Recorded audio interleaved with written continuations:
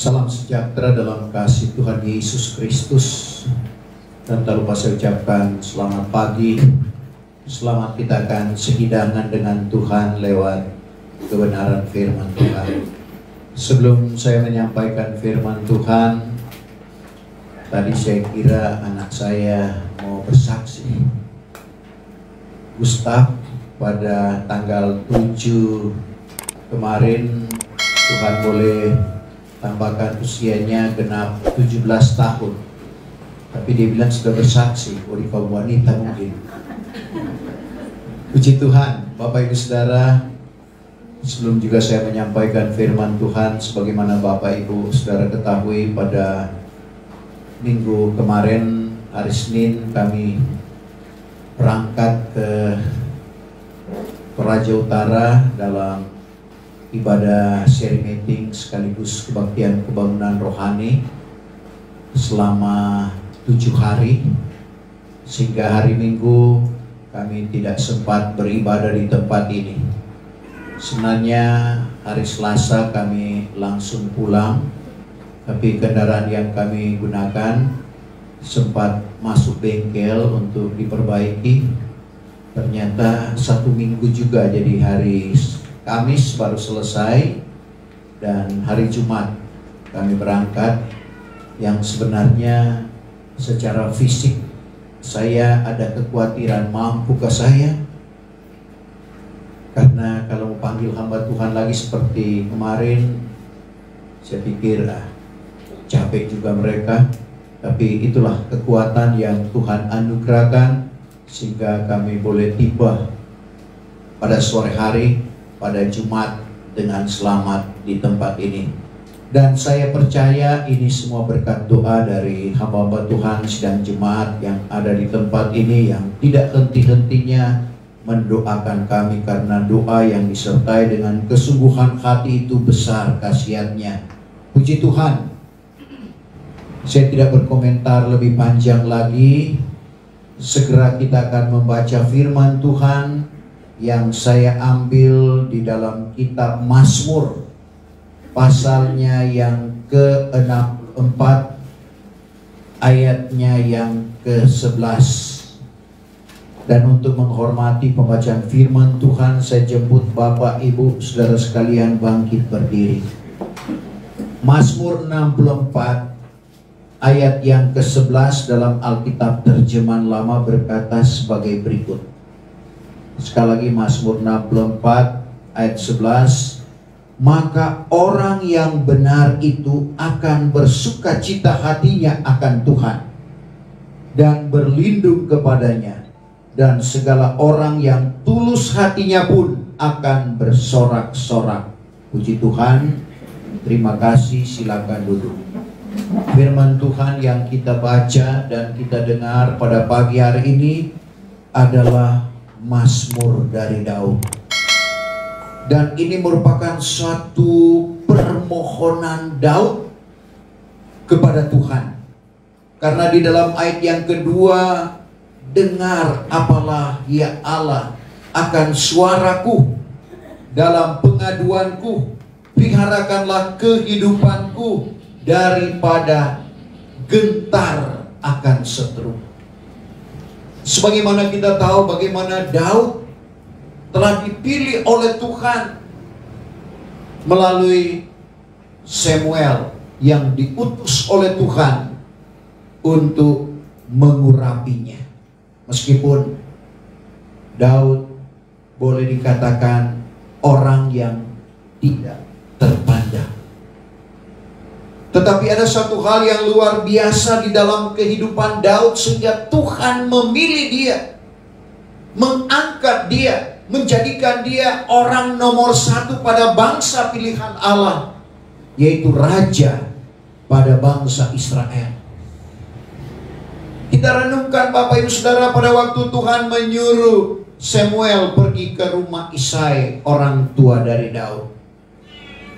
Di sana ada kakak-kakaknya, mulai dari Eliab, Abinadab, dan seterusnya. Tetapi ternyata bukan orang yang sementara ada di rumah yang dipilih oleh Tuhan. Sehingga Samuel memberanikan diri, masih adakah orang mudamu? Teringatlah Isai akan Daud yang sementara mengembalakan ternaknya, sehingga dia dipilih oleh Tuhan. Dan banyak hal yang didapatkan oleh Daud, dan dia percaya bahwa itu semua berkat pertolongan Tuhan di dalam kehidupannya. Sehingga di dalam ayat ini dia berkata, maka orang yang benar itu akan bersuka cita hatinya akan Tuhan.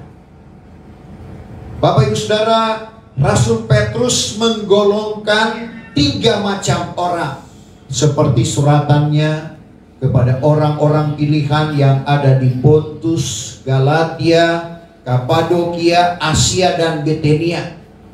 Di mana dalam 1 Petrus pasal yang keempat ayatnya yang ke-18.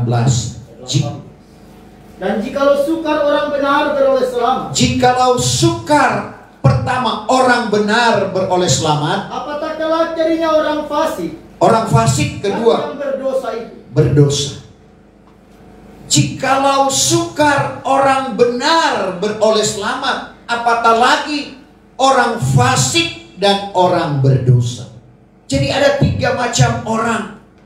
Orang fasik, siapakah orang fasik itu?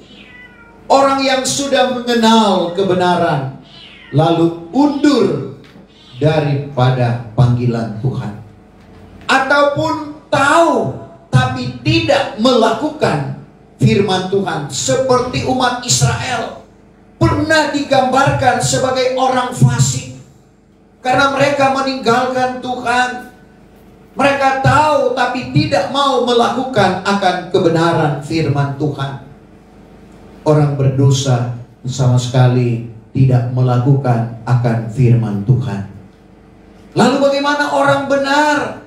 Orang benar adalah orang-orang yang sudah dikuduskan oleh kebenaran firman Tuhan. Sebagaimana doa dari Tuhan Yesus dalam Yohanes 17 ayat 17, kuduskanlah mereka itu di dalam kebenaran.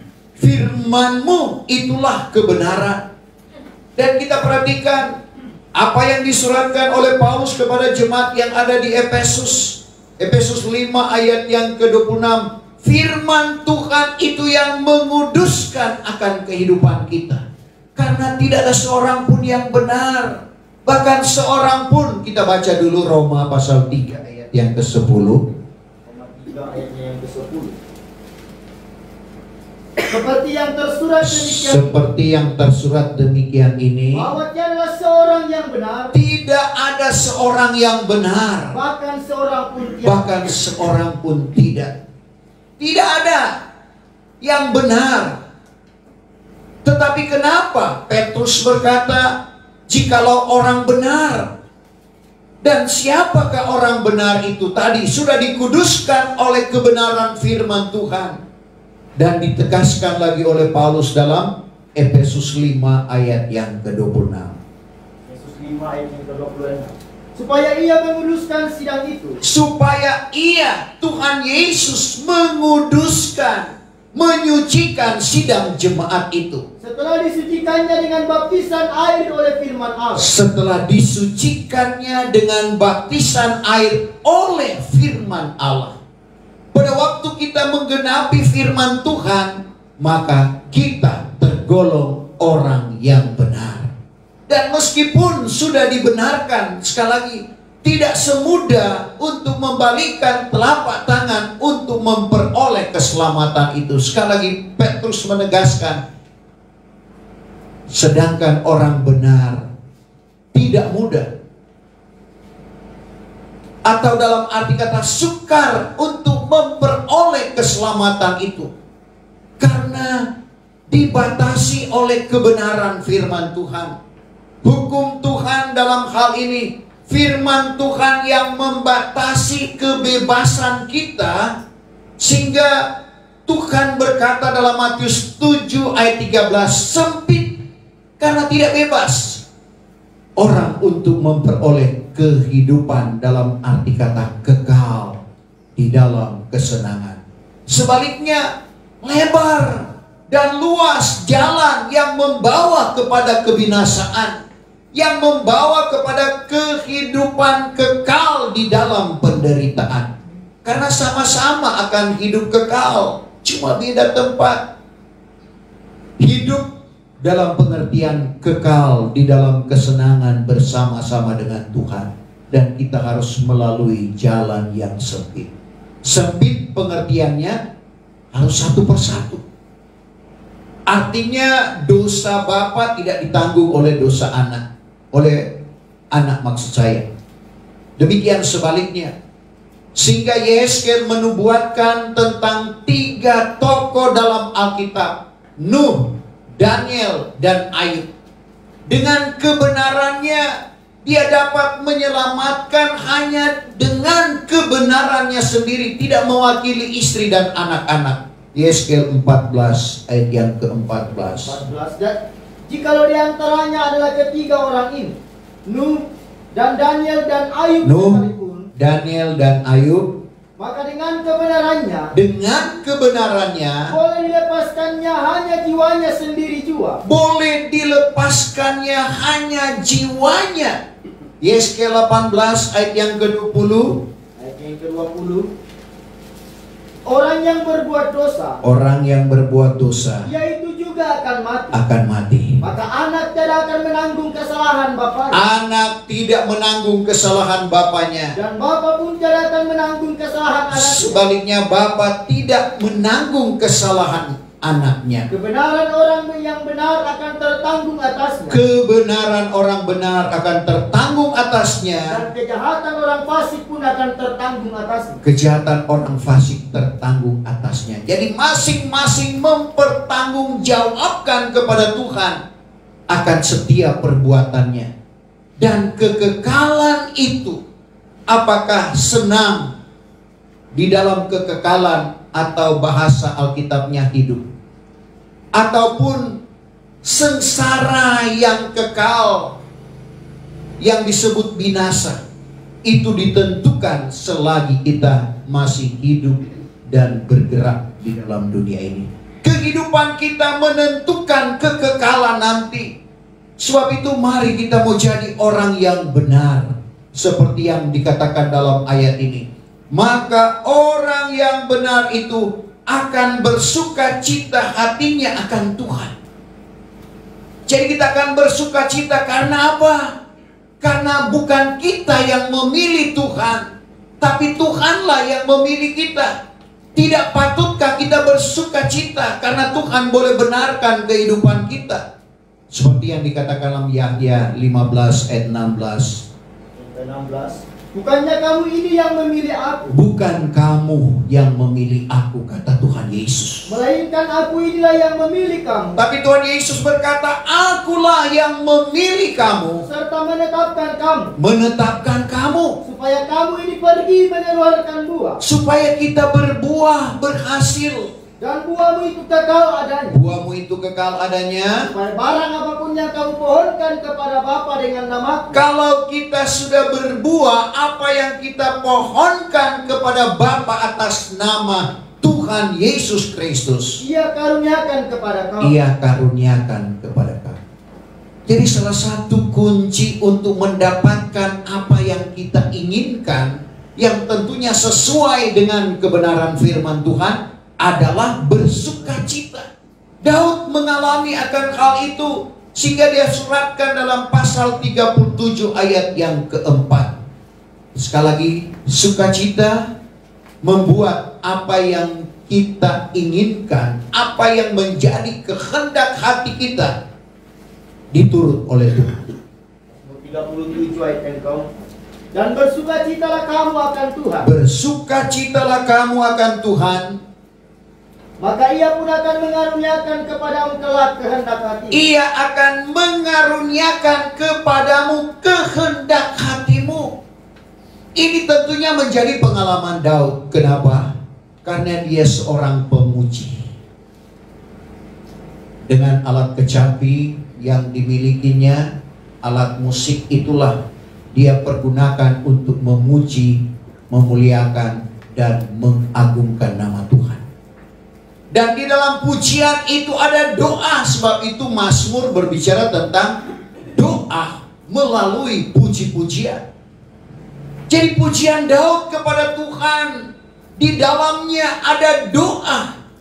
Dan tentunya orang memuji Tuhan, ada sukacita di dalam hatinya.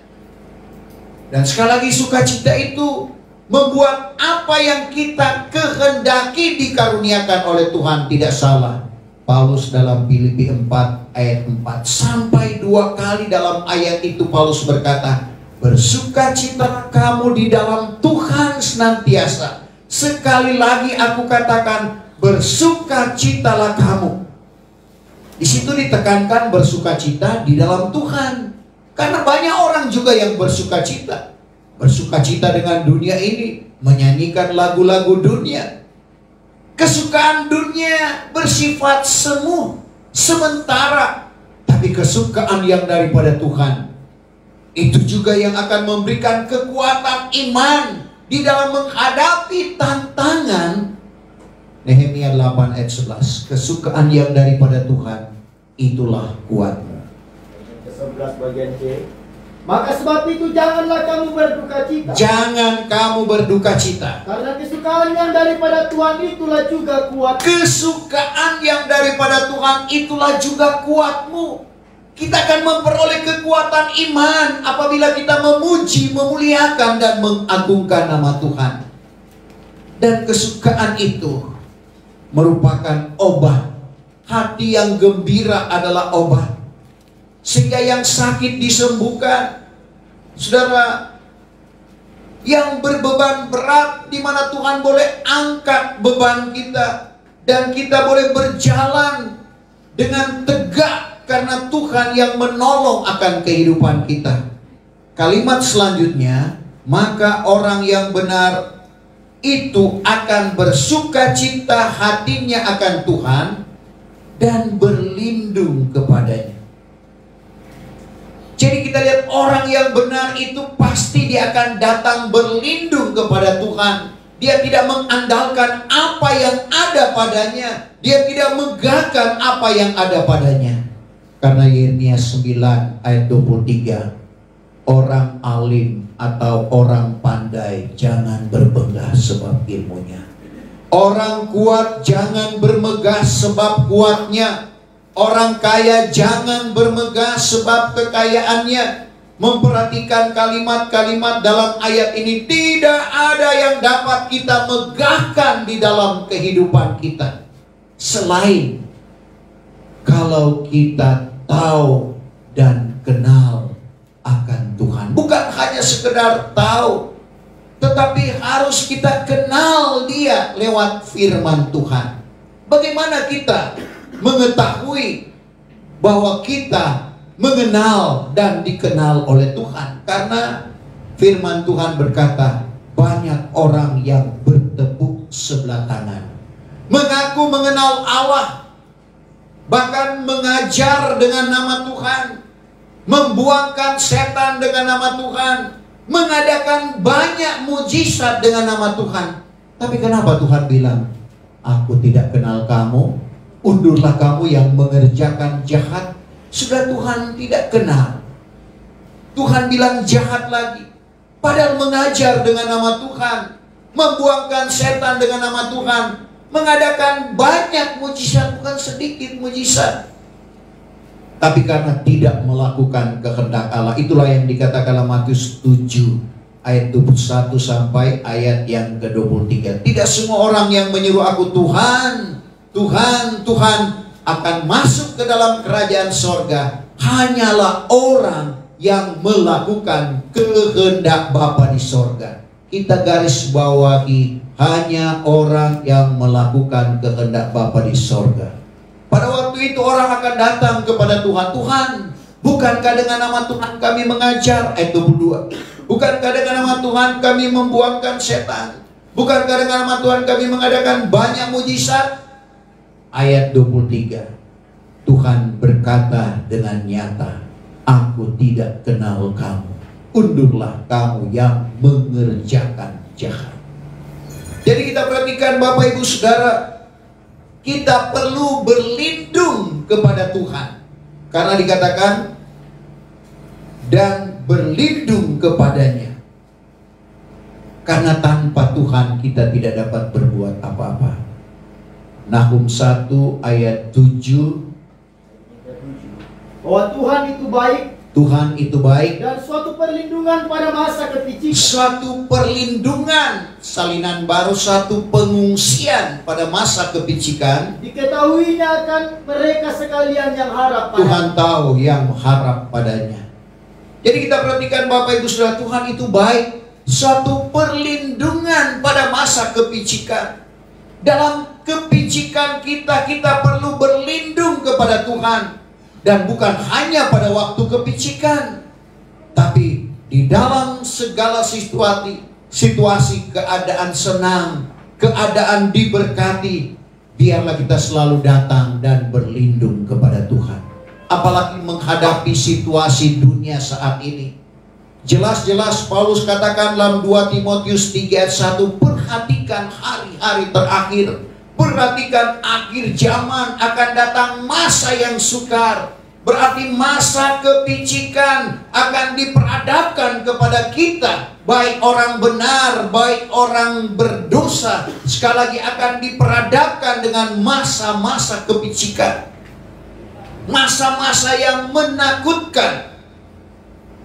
Tetapi firman Tuhan berkata dalam Mazmur 91 ayat pertama, bagaimana orang yang berlindung dalam perlindungan Allah Ta'ala akan bermalam di bawah naung yang maha kuasa. Kita akan dinaungi oleh Tuhan kalau kita datang berlindung kepada Tuhan. Mazmur 91 ayat pertama. Adapun barang siapa yang duduk dalam perlindungan Allah Ta'ala, siapa yang berlindung dalam perlindungan Allah Ta'ala, yaitu akan bermalam di bawah naung yang maha kuasa. Akan bermalam di bawah naung yang maha kuasa. Meskipun di dalam kegelapan, malam identik dengan kegelapan, kegelapan identik dengan ketakutan. Tapi kalau kita datang berlindung kepada Tuhan, kita ada di dalam perlindungannya. Dilanjutkan dengan ayat yang kelima, tidak usah kita takut akan hebat malam. Anak panah yang terbang pada siang hari, tidak perlu kita takut. 1000 orang akan jatuh pada sisimu, selaksa atau 10.000 orang pada kananmu. Kepada kita yang berlindung kepada Tuhan itu tidak akan sampai. Ayat 5 sampai 7. Bahwa tidak usah engkau takut akan hebat malam. Tidak usah engkau takut akan hebat malam. Dan akan anak panah yang terbang pada siang. Dan anak panah yang terbang pada siang. Akan bala sampar yang beridar-idar dalam kegelapan. Bala sampar, penyakit yang beridar-idar di dalam kegelapan. Atau akan mara bahaya yang membinasakan pada waktu tengah hari. Mara bahaya yang membinasakan pada waktu tengah hari. 1000 orang akan jatuh pada sisimu. 1000 orang akan jatuh pada sisimu. Dan selaksa orang pada kananmu. 10.000 orang pada kananmu. Maka kepadamu tiada yaitu akan sampai. Tetapi janji Tuhan kepadamu yang berlindung kepada Tuhan itu tidak akan kena bahaya. Tuhan akan lindungi kehidupan kita. Tuhan akan pelihara akan kehidupan kita, sehingga kita akan mengalami kebahagiaan. Orang yang berlindung kepada Tuhan pasti akan bahagia. Dan ini pengalaman Daud pula. Mazmur 34 ayat yang ke-9. Ayat yang ke-9. Bahwa rasai dan tengoklah olehmu akan Tuhan. Kita rasai akan kebaikan Tuhan yang berlaku di dalam kehidupan kita. Bahwa baiklah ia. Baiklah ia. Berbahagialah orang yang berlindung padanya. Berbahagialah orang yang berlindung kepadanya. Jadi salah satu rahasia kebahagiaan apabila kita berlindung kepada Tuhan. Saudara, kita akan nikmati. Saya suka dengan alat musik keroncong. Waktu saya sendirian di Paniki, pinggiran kota Manado, ada satu sidang jemaat di sana. Saya memuji Tuhan dengan alat musik itu dan saya menikmati, oh inilah yang dialami, dirasakan oleh Daud. Sehingga dia memuji, memuliakan dan mengagungkan nama Tuhan. Karena di situ dia akan merasakan bagaimana kebahagiaan. Dan saya juga alami akan hal itu. Kita benar-benar merasa berbahagia kalau kita mengandalkan Tuhan, kalau kita berlindung kepada Tuhan. Kita minta pertolongan kepada manusia itu terbatas, tapi kepada Tuhan, Tuhan tidak terbatas. Dia adalah segala-galanya di dalam kehidupan kita. Dan kelanjutan kalimat dalam ayat ini dia berkata di sini, dan segala orang yang tulus hatinya pun akan bersorak-sorak. Daud mengungkapkan tentang ketulusan karena dia juga adalah orang yang tulus hati. Karena ketulusan hatinya terbukti, Bapak Ibu Saudara, dia mengerjakan akan pekerjaan sebagai seorang gembala. Tentunya dengan ketulusan hati. Kalau dia tidak tulus, dia pikir masih ada kakak-kakak saya di rumah, kenapa saya yang harus mengerjakan pekerjaan ini? Karena tulus itu menurut Kamus Besar Bahasa Indonesia dikatakan sungguh, bersih hati, jujur, tidak pura-pura, tidak selu. Melakukan sesuatu dengan kesungguhan, bersih hati, jujur, tidak pura-pura. Karena ada orang yang pura-pura. Orang yang pura-pura biasanya kalau dilihat, wah bukan main rajinnya. Tapi kalau kita lihat, wah bukan main juga malasnya. Ini termasuk orang yang pura-pura. Tapi yang tulus itu, sekali lagi, jujur, tidak pura-pura, bersih hati, tidak serong. Dan ini pengakuan dari Daud dalam Mazmur 26 ayat yang ke-11. Kita lihat tokoh-tokoh yang tulus hati yang diberkati oleh Tuhan. Daud, pernyataannya, ayat yang ke-11. Tetapi aku ini berjalan dengan tulus hatiku. Aku ini berjalan dengan tulus hatiku. Pernyataan Daud. Maka hendaklah engkau menebus akan Daudku dan mengasihankan Daud. Semua orang bisa berkata tulus hati seperti Daud. Tapi ketulusan Daud disungguhkan oleh Tuhan kepada anaknya Soleman. Dalam 1 Raja-Raja 9 ayat 4, jikalau engkau berjalan seperti ayahmu Daud yang berjalan dengan ketulusan hatinya. Ini pernyataan Tuhan pada waktu Raja Salomo atau Soleman bertemu dengan Tuhan di Gibeon lewat mimpinya. Dan Tuhan berkata kepadanya, 1 Raja-Raja 9 ayat yang keempat.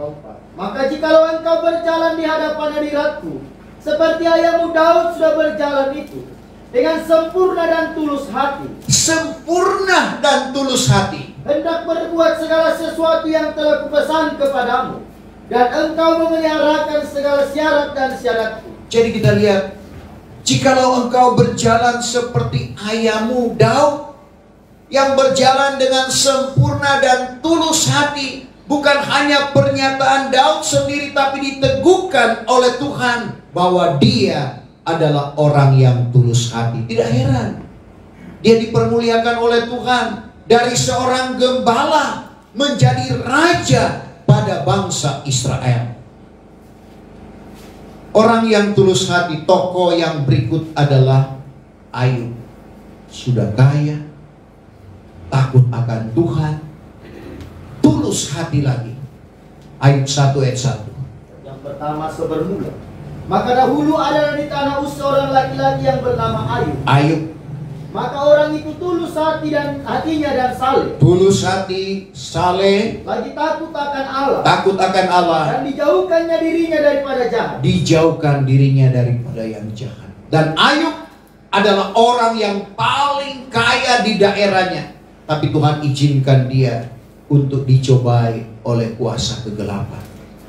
Tapi karena dia tulus hati, dia tetap setia. Dalam kekayaannya dia tetap dengan Tuhan. di dalam kemiskinannya, kepapaannya, dia tetap dengan Tuhan. Akhirnya Tuhan kembali memberkati akan kehidupannya. Daniel adalah orang yang tulus hati. Tidak heran dia merupakan orang tawanan, orang buangan. Tapi Tuhan permuliakan rahasianya karena ketulusan hatinya. Ketulusan hati Daniel diketahui oleh raja. Karena buktinya ada larangan dan ada resikonya kalau berdoa kepada Allah selain kepada raja.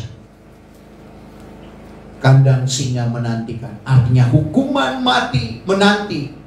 Tapi karena ketulusan hati kepada Tuhan, dia tidak pedulikan akan hal itu. Dan kita lihat penilaian raja dalam Daniel 6 ayat 21. Raja datang karena dia tahu Daniel sudah dimasukkan ke dalam kandang singa. Coba Daniel 6 ayat yang ke-21. Serta sampailah baginda ke keleburan singa itu. Berserulah baginda kepada Daniel dengan amat merdu bunyi suaranya, katanya kepada Daniel, "Hai Daniel, hamba Allah yang hidup, adapun Allahmu yang engkau berbuat bakti kepadanya dengan segala tulus hatimu." Dengan segala tulus hatimu. Dapatkah ia melepaskan dikau daripada segala singa itu? Daniel, kita perhatikan. Raja bertanya, dapatkah Allahmu yang engkau berbuat bakti dengan tulus hatimu menyelamatkan, meloloskan engkau? Dan ternyata benar, karena ketulusan hati dari Daniel, dia diluputkan dari kebinasaan. Dipermuliakan menjadi Perdana Menteri. Bayangkan, orang tawanan bisa menjadi Perdana Menteri. Ini sesuatu yang luar biasa. Tapi itulah orang yang tulus hati. Lanjut kita perhatikan, Nuh juga adalah orang yang tulus hati. Sehingga Tuhan selamatkan dia. Kejahatan manusia, sehingga Tuhan menyesal menciptakan manusia. Tapi Nuh, karena ketulusan hatinya, diselamatkan dengan bahtera yang disuruhkan oleh Tuhan dia perbuat. Kejadian 6 ayat yang ke-9. Maka inilah anak buah Nuh. Maka Nuh itu seorang yang benar dan tulus hatinya. Seorang yang benar dan tulus hatinya antara orang samanya. Dan Nuh itu hidup dengan Allah. Jadi kita perhatikan, Nuh adalah orang yang tulus hati. Jadi kita lihat itu tokoh-tokoh dalam perjanjian lama. Dalam perjanjian baru, dalam Kisah 23 ayat 1. Kisah 23 ayat pertama. Kisah 23 ayat yang pertama. Maka Paulus menatap sidang majelis itu, katanya, "Hai tuan-tuan dan saudara-saudara, aku ini hidup di hadapan Allah dengan segala perasaan hatiku yang tulus ikhlas hingga kepada hari ini." Jadi kita lihat pengakuan Paulus. Ketulusan hatinya di dalam melayani pekerjaan Tuhan. Kisah 20 ayat 4, dia tidak indahkan nyawanya berharga kepada dirinya sendiri, asalkan dia dapat menjalankan tanggungan jawatan yang dipercayakan oleh Tuhan kepadanya sebagai rasul, sebagai guru, dan sebagai penginjil. Dan di dalam dia memberitakan firman Tuhan, Kisah 20 ayat 27, dia tidak sembunyikan apa-apa, melainkan dia beritakan segenap kehendak Allah. Saudara, pengakuan Paulus bahwa dia juga seorang yang tulus hatinya. Dan sekali lagi firman Tuhan yang datang kepada kita pada saat ini berkata, maka orang benar itu akan bersuka cita hatinya akan Tuhan dan berlindung kepadanya, dan segala orang yang tulus hatinya akan bersorak-sorak. Saudara, karena Tuhan tidak akan buang orang yang tulus hati. Dalam Ayub pasal yang ke-8 ayatnya yang ke-20. Berarti Tuhan perhatikan, Tuhan pelihara. Ayub 8 ayat 20. Bahwasannya tiada dibuang Allah akan orang yang tulus hatinya. Tuhan tidak membuang orang yang tulus hatinya. Dan lagi tidak dipegangnya tangannya orang yang berbuat jahat. Jadi kita lihat, tidak dia pegang tangan orang yang berbuat jahat. Tetapi tentunya orang yang berbuat jahat Tuhan pegang. Tuhan ada di pihak orang yang tulus hatinya. Untuk itu sekali lagi, firman Tuhan datang kepada kita supaya kita tetap tidak goyah. Karena kalau kita goyah, tinggalkan Tuhan, kita bukan lagi orang benar, tapi orang fasik. Tetapi kalau kita tetap menjadi orang benar, sekali lagi kita akan bersuka cita hati akan Tuhan dan tetap berlindung kepadanya. Dan segala orang yang tulus hatinya pun akan bersorak-sorak. Tuhan kiranya memberkati firman Tuhan pada pagi hari ini. Kita sempurnakan ibadah kita. Mari kita berdiri, kita menyembah Bapa dengan roh dan kebenaran. Betapa besar kasih-Mu, Allahku.